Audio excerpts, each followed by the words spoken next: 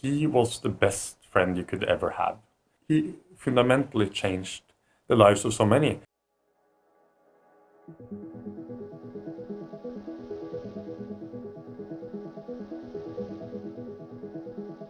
Starting with some questions on your life and what led you into a career of cinema, what is the first movie you remember watching in theaters? My first movie is actually The Lion King. I watched it when I was 5 years old, and I watched it many times in the theater. And I think that was the first movie I actually saw in the theater, and I thought it was an amazing film. It is. And from there, what inspired you to eventually go into filmmaking yourself? I think I began making all these amateur films with my neighbors. I grew up in the countryside of Norway. And from when I was like 11, I made a lot of films. We used up all the ketchup we had for blood. We, of course, watched all the Tarantino movies a bit before we were allowed to watch them. And then I like made these VHS cassettes, and I walked up to the neighbors and gave it to them. And when I had seen it, I went to the next neighbor. And so I kind of distributed my very violent films when I was 11 to the neighbors.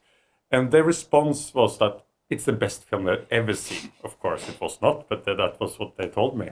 So that was the very beginning. And I think that gave me a lot of encouragement to continue making films. So moving on to the film that we are discussing today, which is The Remarkable Life of Ibelin, which is a documentary, of course. It is a wonderful movie.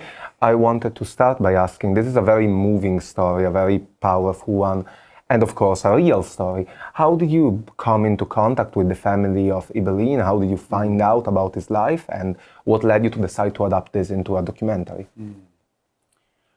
I learned about Mats Ibelin's story through Facebook, actually. So every year from the day Mats had passed away, he passed away in 2014, his uncle wrote about his passing on Facebook. And Mats's uncle was my teacher at school, and he was the one that taught me filmmaking, actually. But in 2019, Mats's uncle published a full article about Mats's life. And that was when I learned about the kind of life he had lived inside of World of Warcraft. And I read that article, I cried a lot after reading it, and then I contacted the family afterwards to ask them if it would be possible to make a film out of this story. And of course, it is a very powerful subject. His life was quite amazing and not something we really expect nowadays. Many people often say that nowadays video games divide people, that they keep us all on our little screens. What do you think about that? Because clearly Matt's life is quite the opposite. In a way, you can say that this film and also Matt's story is a celebration of online friendships. And I wanted really to take that world seriously. So the whole goal of this film is to try to understand how close you can get to someone that you never met, and ask the questions, is it possible to experience love with somebody you never met, for example? And how good of friends can you become with somebody when you just meet through your avatars? That is some of the themes we are exploring, and I hope also the film in a cinematic way shows that it's possible to get very close through your avatars and through gaming. How did you feel when you heard the news that you were nominated for the award, and how are you feeling about the ceremony and voting itself? For me, I became very proud. I had a goal with this film that it would resonate with a younger audience. And I was very unsure if I would manage to do that. So to get that acknowledgement from a younger audience was just amazing. I remember the very first public screening we had of the film in Norway. I showed it to a lot of young people. And then a 15-year-old came up to me after the screening, and he told me that I don't have any friends in real life. All of my friends are online. Now I can show this film to my parents, and they will understand better why this is so important to me. So to get that kind of acknowledgement from young people is just amazing. That was the goal, and also to make a film that people can feel that it's like, this is my generation. This is also something that I'm experiencing when I'm getting friends online. So, on a more technical level, the movie, of course, blends real footage with narration over the dialogue, and then some digital footage. How was the process of deciding when to use which, of blending the narration of the two and creating this wonderful story, I gotta say? That's a very good question, and that's also one of the most difficult things with the film. Mats and his friends, they had left behind around 42,000 pages of gaming dialogue. And these were all published publicly on the forums. They had external programs that kind of transcribed everything they were writing to each other.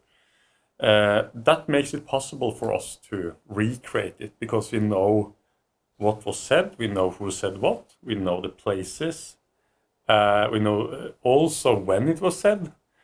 So we took that archive and we downloaded 3D models from the game, and we began to recreate those scenes through animation. The goal here is also to try to include everyone in. I wanted my grandmother to feel that she understood the virtual world we are showing in the film. And the thing with Mats, Ibelin and his friends, when they wrote to each other, they also wrote out actions and expressions. So Mats would write for his character Ibelin. Ibelin seems sincere yet saddened. So they would write out all these expressions. So we can say that we did have almost like a 42,000 pages long movie script. And then the process was to narrow that down and make it into animation with the aesthetics from the game. And we did not, we just took that world, we did not ask for permission. We just downloaded everything, made the film, and when we was almost finished, we asked for permission afterwards to use it. With this movie, many of us in the young audience felt that you sent a strong message. Now, sometimes we imagine that people with such important health problems as Mats had do not have a life in many ways, and instead we can show through movie that they do. What do you feel about this subject? I think when it comes to Mats, he was a complex person in many ways. He was the best friend you could ever have. And his parents, they thought that he lived a very lonely and isolated life without any friends. But then suddenly, when he had passed away, people from all over Europe came to his funeral. Around 50 people wrote messages to his family saying how much he meant to them. And what Mats did is that he always asked his friends how they were doing. And he also prioritized to listen. And he fundamentally changed the lives of so many. At the same time, he was a person who was funny, charismatic, but also self-destructive. So we're trying to build a complex portrait of Mats. A part of his struggles in life is his illness, the Duchenne muscular dystrophy. That was also the reason why he passed away. What he says himself is that when he was gaming, he could kind of be whoever he wanted to be. And every time he logged into the game, he was running the same route every day. So he was doing a lot of the things he could not do in real life. He was doing that inside of the game. So we are trying to also give a portrait of both Mats, but also Ibelin in this film.